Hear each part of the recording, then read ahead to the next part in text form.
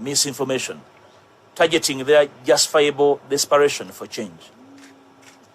I pledge to you my availability and the clarity of mission and purpose in whatever we do to change the trajectory of our nation. Ugandans in the diaspora are desperate to cement their contribution towards change beyond social media commentary and material support, which seem to be a major preoccupation of many leadership here in Uganda. We should be embarking on a joint push for major reforms in our electoral laws and major constitutional shifts to enable diaspora citizenry participation in our electoral activities beyond manipulating the change agenda by selfish individuals here. By the end of the planned Nup reform process that I've pledged, arbitrary, opportunist, and deviant worker methods, lack of internal conflict resolution mechanisms, nepotism, corruption, greed, and abuse of office, including extortion and blackmail, will be a thing of the past. Finally, I will be unveiling to the public what next in the coming weeks, and I will share with the NUP membership and the change-seeking forces what I believe my party and myself can contribute to the change agenda, given the time frame at our disposal and the urgent need for us to coalesce and find bearing for the Uganda that we need in the immediacy. I thank you for God and my country.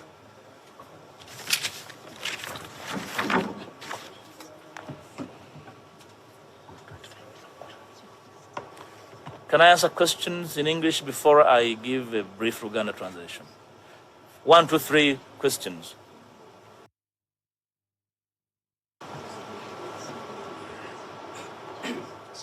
Yes, my name is Dylan.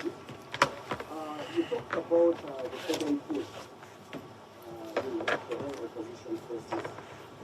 But you seem to be working with people who have question marks there in them. The case in point is on one. How do you, I find his utterances, especially against the Secretary General, the previous time when they had the ban, so tribalistic, and you appear to be a different type of person. You be clear. Well, you are saying he has question marks. Will you start with the question marks? Yes. On him? Yes. The question marks are border on the tribal undertones that he usually propagates. And the case in point is, just a few weeks ago, if you're active on X, you'll see a number of comments that he made against the Secretary General, which I find not problematic. The only problem I find with him is him trying to paint a picture that, and it's problematic for us, that any Munyakoli, any Muchiga, maybe is working from 7. You seem to be an unifying figure, but moving with... The Honorable Bedwanika is very articulate. When you find him, ask him those questions. I don't speak for him. Okay. Then, secondly... Will you be fair to others? Ask one question. Yes. Please do. Thank you. My name is Elizabeth. Have you met with the party president? Speak louder, kindly. Have you met with the party president, Mr. Chaglani? What conversations are you having, or do you intend to challenge him for the party president? First of all, I have not had a meeting with my party leader. I have only been hearing him speak on the media, at funerals and at press conferences. And others, trying so hard to convince the country that I'm a terrible human being, and the country has not accepted. So we have not met. Unfortunately, maybe in the coming days we will be able to meet, if he pleases. I cannot force him to meet me. But if he pleases, he's my leader. Do you challenge him for the position of president? That question cannot be answered at a press conference because you do not carry personal desires. As a member of NUP, if I am to seek leadership of the party, I'll go to the members. I am not sure if this press conference has members of the party. Thank you very much. My name is Nalangirira. I want to know if you're still going to take action on the calls for you to resign. But two, I read a constitution, I don't know whether the party still subscribes to the NURP constitution, but that constitution gives powers to the president to dismiss any member. It's a certain either section or Article 9 of it. The president to dismiss any member on questions of indiscipline. Don't you think you're faced with that in the shortest period possible? Well, I think I answered issues to do with the resignation in my communication. I don't want to repeat them. Secondly, the bearer of the powers to determine discipline, I'm not aware of who the custodian of discipline. But if there's any processes that are going to determine discipline of an individual, they should be undertaken. Okay? So I don't believe in grandstanding. If anybody has an issue about with a member, the processes must be pursued to the letter. Proceed. Okay. I think either a year back or a few months back, we asked, were there issues between the party president and his leader of opposition? And all this was placed under the carpet. And seemingly, there are even more than we can be able to tell today. Can you confirm that? I don't have personal issues with my president. If the president has issues with me, go and ask him. Any question, colleagues? We switch to Uganda. Thank you. Njagala okubaaniriza olwaleero lunasabye okwogerako n'eggwanga ate n'okubeebaza okubeerawo kwatutuusa obubaka bwange eri eggwanga lyonna. Ekisooka bannayuganda bangi badde balindiridde nga beebuuza kikyenzirako, kikyendowooza, kikyenkola. Njala kuddamu ensonga bbiri enkyaleero okutangaza kyendiko. Ekisooka okukakasa bana NUP nti nkyali memba mujjuvu, sinaba kuloota yadde okulowooza okuva mu kibiina kye natandika mu bwagazi ne mu kwewaayo ne mu kwefiisa. Singa nali njagala byangu nandibadde ngenda na biriwo, naye okutandika Nup ne bannange kwali bumalirivu na bwagazi bwakolagana n'abalala okukyusa Uganda. N'olwekyo tewali muntu yenna ajja kungoba mu Nup, tewali agenda kunsindiikiriza. N'abadde bagezaako okunsindiikiriza nti ngende, njala bagamba nti wendi, era ngenda kwetaba mu bbanga eriddako mu mulimu omunene ogw'okukyusa enkola y'ekibiina. Ekibiina kibe nga tekitambula nga bwe twagala okujja mu buyinza, nga kitambulira mu biragiro naye nga kitambulira mu kugoberera amateeka n'emitendera, okuwuliziganya nga waliwo obutakkaanya ku nsonga yonna, okuwabuligana n'okuwangana ekitiibwa. Obanga oli memba, oli mukulembeze, oli full soldier, yenna gwe bawa ddata, gwe bapangisa okunvuma, ojja kunvuma ndi mu kibiina era nja kuddamu nga ndi mu kibiina. N'olwekyo sigenda kuseeseetuka, ndi deputy president w'ekibiina. Ekibiina weekiri nakiteekako amaanyi gange, obudde bwange. N'olwekyo omuntu yenna alowooza nti bw'onontyobola nga nva mu kibiina mwendi. Ekyokubiri, okuddamu okutegeeza eggwanga ensonga gye nayisa mu kiwandiiko nti siina musango gwe nazza, era n'abagamba nti nyina omusango gwe nazza tebagunnyonnyola mu mateeka okuggyako okupalapalanya. So kye nategeeza eggwanga nakali kye ntegeeza eggwanga nti buli kyenkola nkimanyi era nkitegeera, ate siri kapeere mu kutegeera amateeka. Ekyokusatu, okutegeeza abo bonna be tukkaanya mu Uganda gye twagala okuzimba empya nti nja kubeera nammwe era sijja kukyuka era sikyukanga, naye okujjako okweyongera obumalirivu, naddala nga ndaba embeera eyagala okujjawo ey'okusindiikiriza, okunyigiriza n'okutyoboola abantu abakoze byonna kye tusobola okuzimba wetutuuse. Nja kutambula nammwe, si mu NUP mokka, n'ebibiina byonna ne bassekinnoomu abakkiriza mu nkyukakyuka era nga bakkiriza nti Uganda weeri yeetaaga obununuzi obw'amangu. Kineeraliikiriza nti mu kiseera Omwami Museveni amaze okulangirira obwakabaka bwe, ate ffe abaagala enkyukakyuka tuli mu kulwanira bukunkumukwa na bitole bya mmere. Nga Omwami Museveni amaze okuzzaako ekyoka ebyokulonda ke tugamba nti kaakwata mu kalulu akaggwa, Ffe ekibiina nga NUP ekisinga obunene mu opposition tuli awo tuli mu kwemagaza nga zadde ekifudde. Tulina kye tulowoozaako, tulina kye tutegeeza ggwanga, naye tuli mu mbeera ya kinyumu. Ngenda kwetaba ne bannange bwe tuli mu kuvuganya nga nsinzira mu kibiina kyange n'okwagaza ekibiina kyange ddala okwagala enkyukakyuka so si okwagala n'okwenyumiriza mu kinyumu.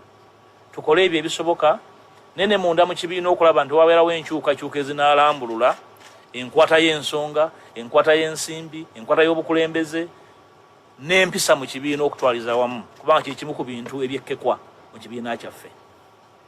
Njagala kuwugumya bannayuganda naddala abawagizi baffe abali ebunaayira.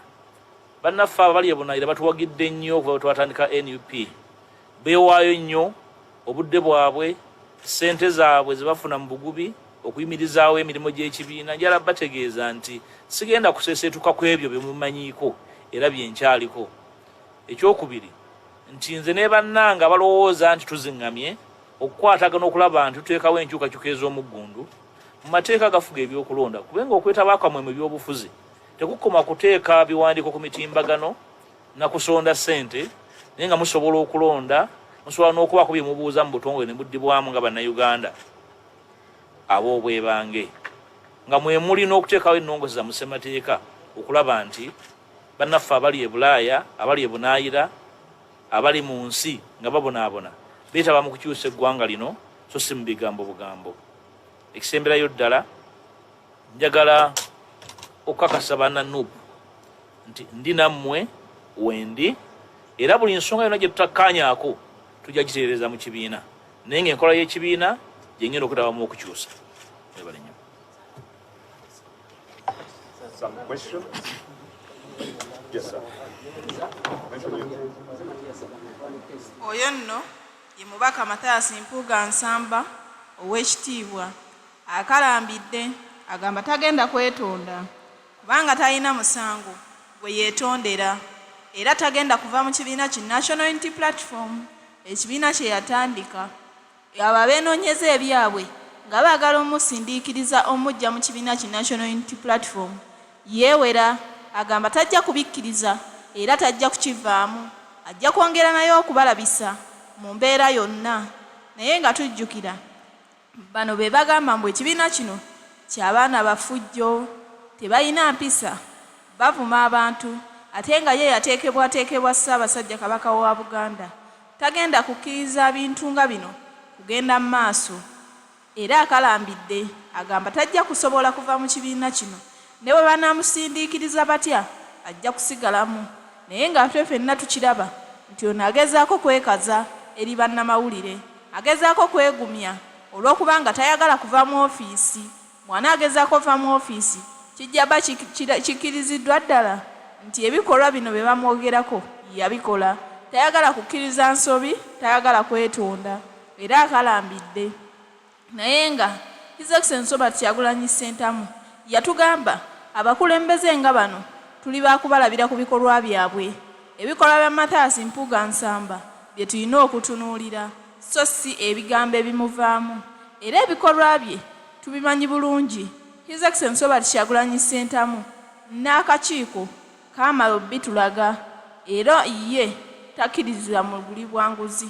Ono yali asendeza abannayuganda, naye essaawa eno yeekaliza mu bantu, agezaako okulaga ekifaananyi nti ye mutuufu mu bintu bino, wabula abo bagezaako okwonoona linnya lye lyazimbidde ebbanga. Ono era agamba ekibiina ki National Unity Platform tekigenda kola bintu nga bwe kirowooza, wabula kigenda kola bintu nga ye bw'ayagala, kuba ye agamba nti ekibiina tekitambulira ku mateeka. Naye ng'ate tukimanyi bulungi nti ekibiina ki National Unity Platform kirina ssemateeka waakyo eyasayiningibwa, akkirizibwa era agobererwa, era mu ssemateeka ono mwe muli okuba nti tewali mubaka oba omukulembeze yonna ayinza kwenyigiza mu bikolwa bya kulya nguzi. Naye ate ono yenyiga n'abakulembeze ba NRM ne balya enguzi. Fenna kimanyi nti owa NRM bw'alya enguzi tagambwako, nga bwe tujjukira gye buvuddeko Speaker Leader of Opposition Joel Ssennyonyi yali amuli bulala ng'amugamba ku ssente z'akozesa bw'atyo Museveni yavuddeyo n'amuwolereza ng'agamba ne bw'aba azirya kasita akolera bannayuganda naye ng'eddwaliro lino lye yataddewo terina munnayuganda gwe lisobola kuyamba era lijja kuyamba bo kubanga baba eddwaliro si lya bwereere obwetaaga ssente okugendayo mu ddwaliro lino kati bye bya Mpuuga byatandise essaawa eno.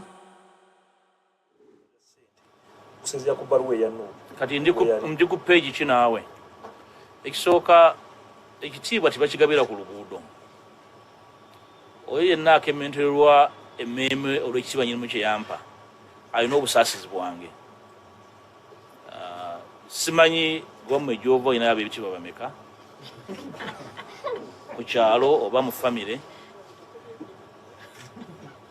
naye nange sajjuza foomu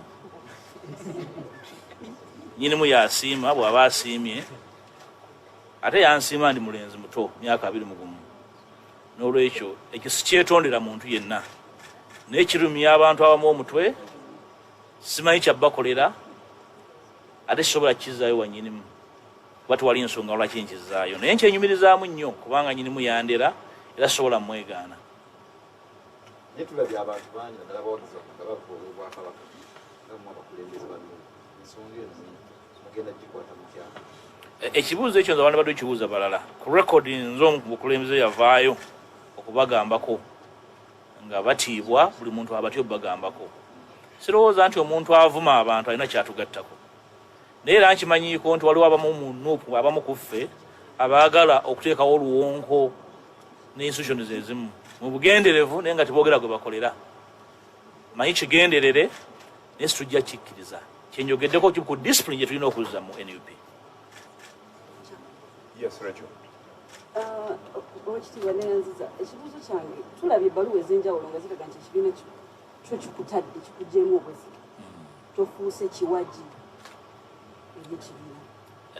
Ekirungi ebbaluwa zonna nziddamu naye ezimu tebazibawa ku betimbagalo simanyi lwaki. Mu bagambe bonna bazibaddemu. Ekyokubiri ku level eya waggulu obukulembeze sibabukola batyo. Okutegera kwange okw'obukulembeze nza kwa njawulo tukkirize nti NUP kibiina kito okuyiga kukyali kungi naye tujja bikwata ffenna tujja bitereza.